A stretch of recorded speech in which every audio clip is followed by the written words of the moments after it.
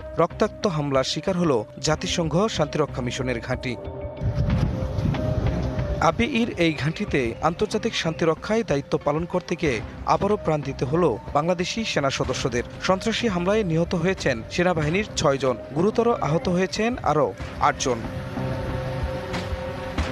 সশস্ত্র সন্ত্রাসীরা স্থানীয় সময় শনিবার দুপুরে অতর্কিত হামলা চালায় জাতিসংঘের নিরাপত্তা বলয়ের ভেতরে থাকা ক্যাম্পে। হামলার সময় ঘাঁটিতে নিয়মিত টহল ও নিরাপত্তা কার্যক্রম চলছিল।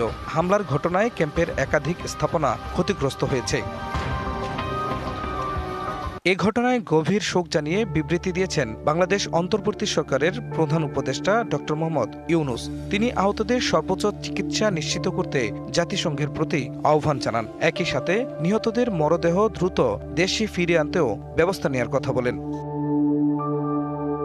হামলার ঘটনায় গভীর শোক প্রকাশ করেছে জাতিসংঘ। বাংলাদেশ সেনাবাহিনীর পক্ষ থেকেও নিহত শান্তিরক্ষীদের প্রতি শ্রদ্ধা জানানো হয়েছে।